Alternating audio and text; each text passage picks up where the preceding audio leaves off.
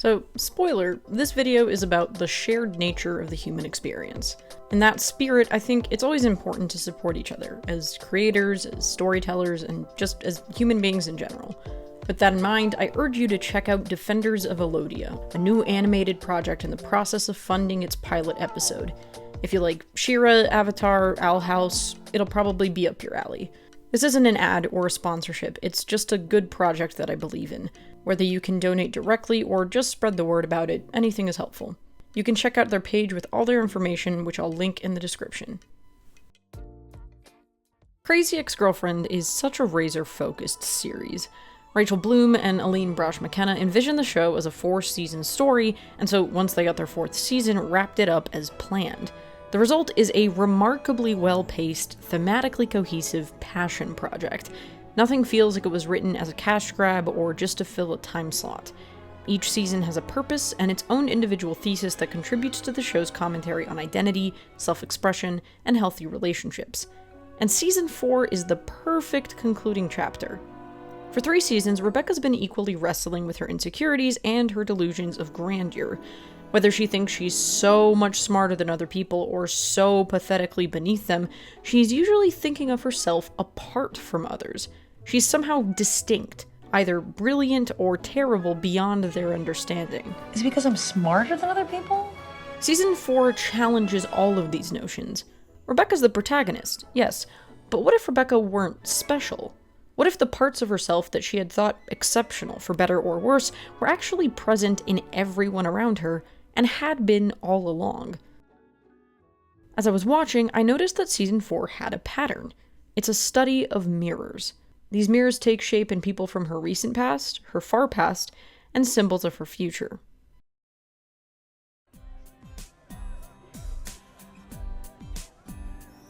Rebecca's always had a tumultuous relationship with her childhood.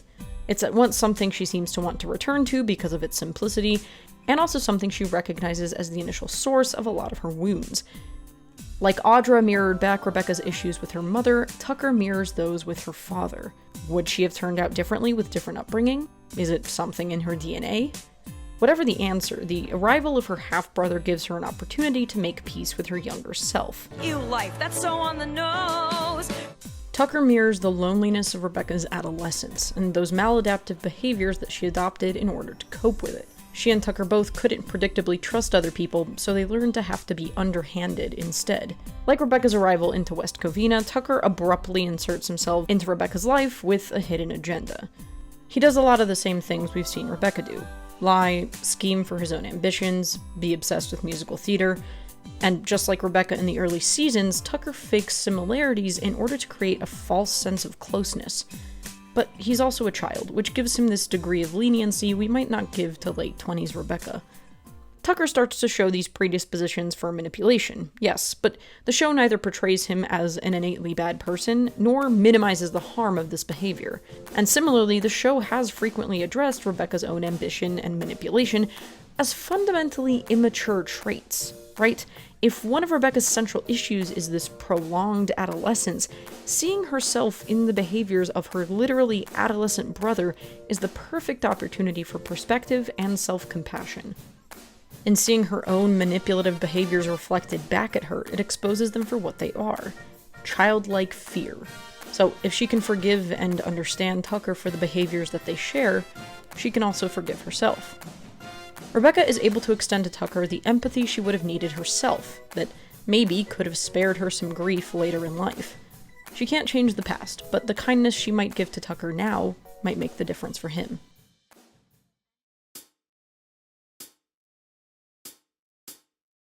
Audra has been Rebecca's shadow since she was first introduced.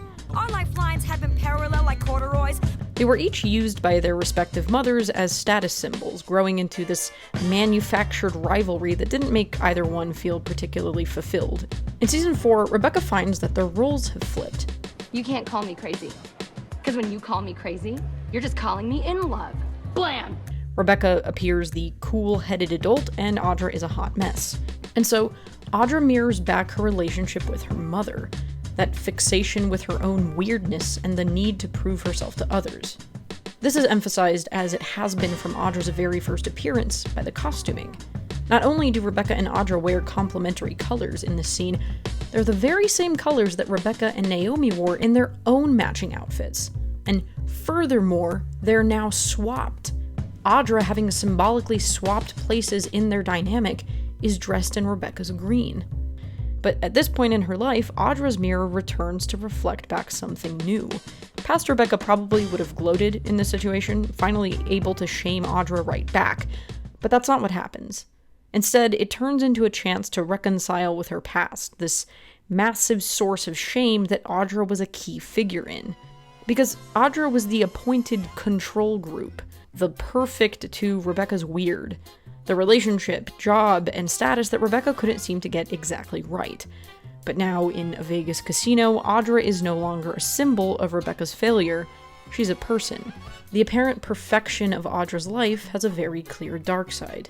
And so it's, in fact, when Audra expresses jealousy towards Rebecca's freedom, the impulsivity that she's actually been so ashamed of, that this comes into perspective. You know what? I've actually secretly admired you for it for a long time. You escaped our restrictive upbringing and started a cute business. You have great friends and have dated 9.6s, despite being solidly in the 5. So, having accepted the part of her past that Audra used to represent, there's no longer any need to fight with her. So, in an inversion of their first antagonistic duet, Rebecca approaches Audra with a new kindness, and shares the usual things one does with a narrative foil: recognition, empathy, and sexual tension. And with the mutual recognition of the mirror between them, their antagonism naturally deflates. Even in the lyricism, the combative element mellows in favor of balance. She and Audra probably aren't destined to be best friends, but that's not really the point. They part ways with a mutual respect, admitting the hollowness of their lifelong rivalry, and that's enough. We got little glimpses of this in season 1, but Rebecca's actually able to really embrace the truth of this. Spite and competition and jealousy are all powerful motivators, and certainly had their part in getting Rebecca to where she ended up in life. But Rebecca's focus has become something different, something quieter. Peace. And part of that is the art of simply letting go. Goodbye, Audra.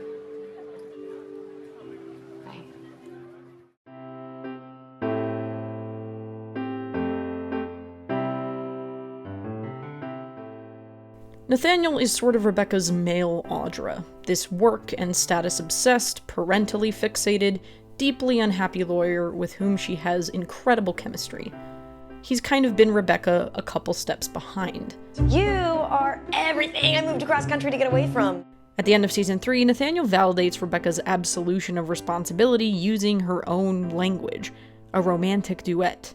He speaks to her with concepts that she might have used to rationalize things herself only a season prior, but by this point, Rebecca has progressed past him, and so she shakes it off, reiterates her responsibility, and pisses him off in the process. In fact, it's Rebecca's rejection of Nathaniel at the beginning of season 4 that's presented as such a milestone and a testament to her growth. She's able to reject him even when he shows up with grand romantic gestures, something she would have fallen headfirst for only a season prior. Nathaniel's conspiring with Tucker to get intel on Rebecca solidifies both their symbolic roles. Not only does Nathaniel replicate Rebecca's earlier behavior, he does so in cahoots with the immature kid representing the most immature parts of Rebecca herself. Not only did Nathaniel mirror her obsession with status and success, like Audra, they also shared with each other and brought out their darker and crueler impulses. So through Nathaniel, Rebecca can make peace both with him and the recent past that he represents. So appropriately, when this mirror is highlighted, it's done from Nathaniel's perspective. Following Rebecca's rebuff that he doesn't understand her, and in one of my very favorite episodes, Nathaniel tries on Rebecca's worldview to see if it works for him, and it does. This mirror is something Rebecca desperately needed. That she isn't just a person that needs fixing, that has to constantly go on an apology tour. Other people have their own issues, and in some ways, she might actually be ahead of them. That she might actually be their inspiration for change.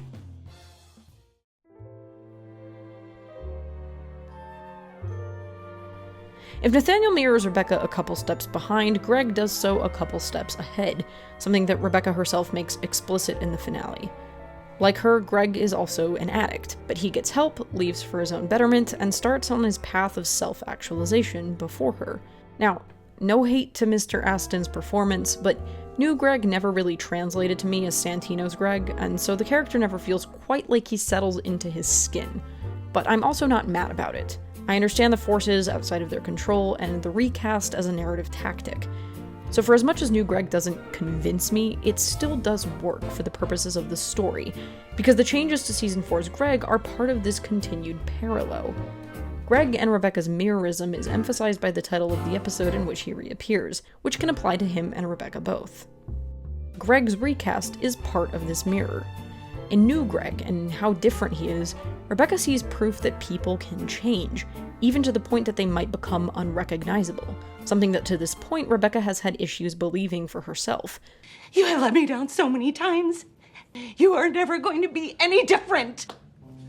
She's always seen herself as stuck, as fixed in patterns and behaviors that keep her miserable. Could she change? Could her mother change? If Greg shows up and it's still him, could she change for the better and still be her? Rebecca's acceptance of new Greg is a tentative yes. And in doing so, Rebecca accepts that one day, Season 2 or 3 Rebecca may become unrecognizable. Greg mirrors her addictive behaviors, the shame she has around them, and her fear that she might always be beholden to them. But if she accepts new Greg, she admits to herself that these behaviors might not be damning, that somewhere inside her might be new Rebecca that could return to Scarsdale years later and surprise people. In Greg and his mirror is the very real possibility that she could change significantly for the better. If there's an essence of self, it doesn't have to be her worst traits.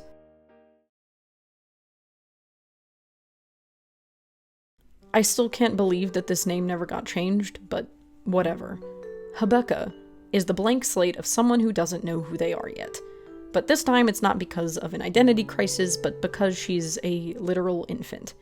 Here, Rebecca names the mirror ring outright. Since you're both the future and kind of a mirror. Hebecca, a material result of Rebecca's impulsivity, reminds her of a time in her life she's not proud of. But forced to spend time in close quarters with the consequences of her own actions, Rebecca tells maybe the most crucial piece of advice. All I can say is have fun in the gray.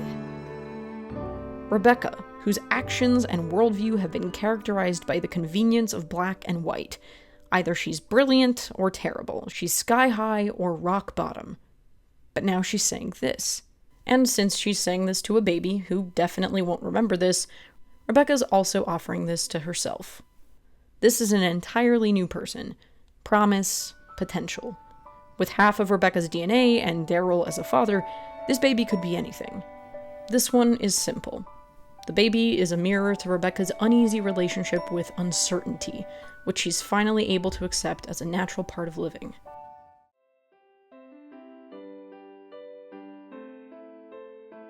This theme of mirrors is set up from the very beginning of the season. What's Your Story addresses Rebecca's habit of steamrolling others, and draws the important distinction between recognizing similarities and forcing them. When Rebecca tries to foist her experiences on everyone else, that doesn't last long because no one has time for her shit, and the prison complex is genuinely inhuman.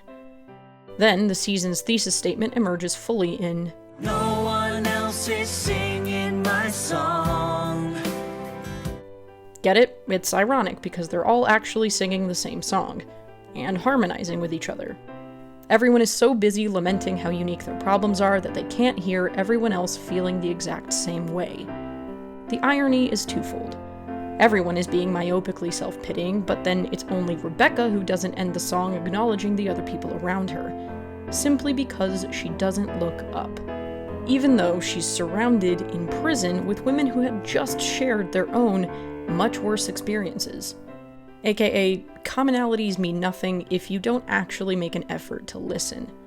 Hello, nice to meet you is the concise counter to no one else is singing my song's indulgent self-pity. Instead of preemptively deciding that people couldn't possibly understand us, nice to meet you is this invitation to see and be seen.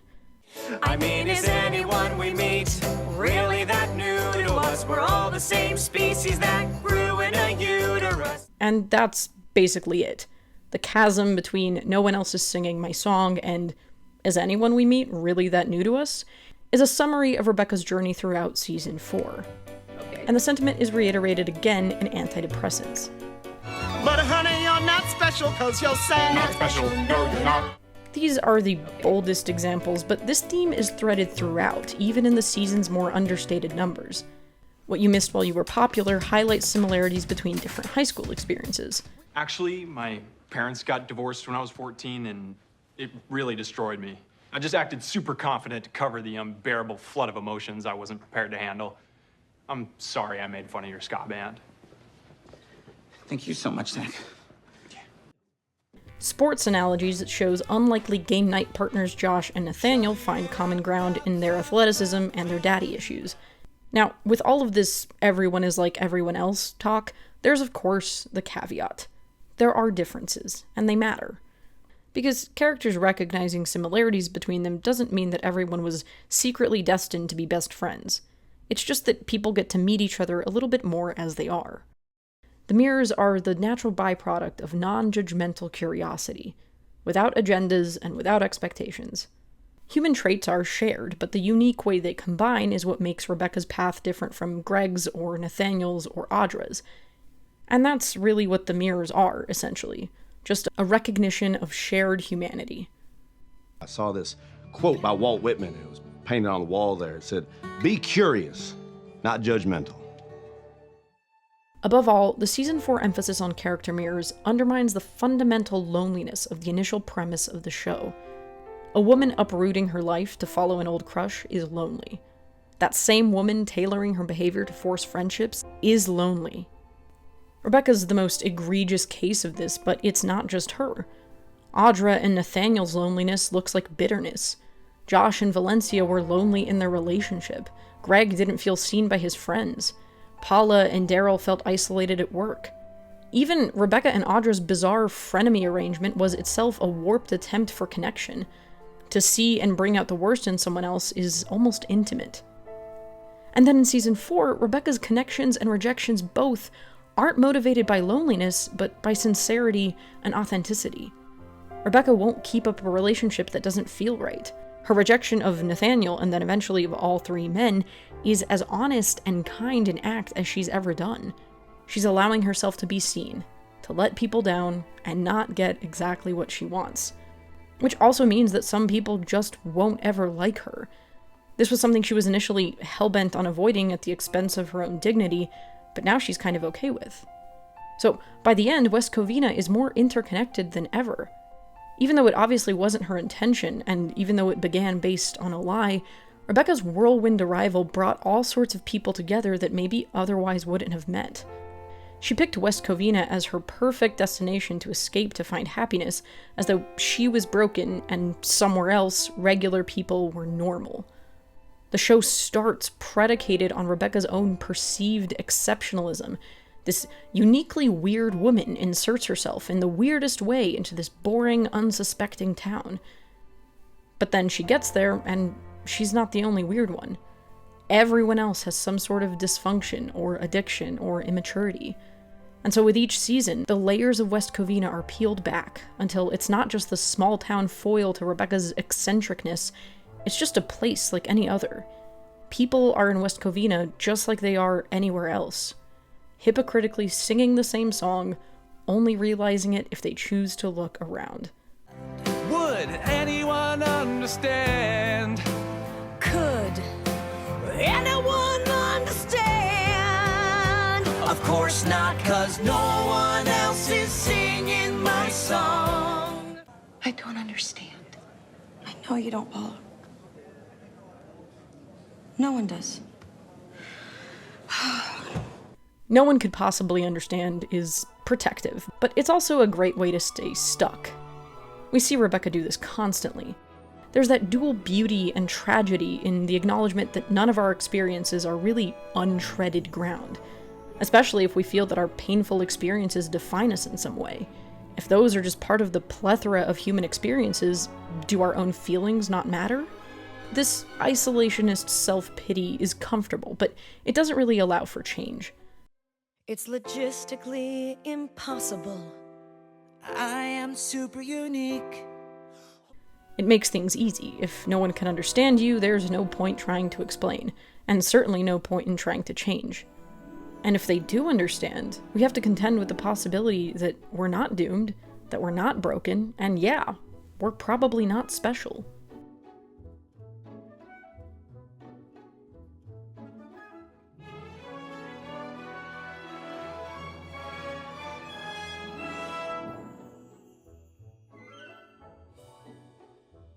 It's scary to admit that others might share our experiences because maybe we feel they're doing better than we ought to have. Maybe they saw something we didn't. But that's also inherently reassuring, that we might find another person, even across continents or even across centuries, that felt the same way we did. Beneath that tempting simplicity of no one could ever understand me is the curiosity of maybe they could understand. If they do, I wonder what they see. One offers the certainty of self-imposed isolation. The other, uncertainty and the possibility of being misunderstood, yes, but also the potential for connection, and the hope that you might still be surprised.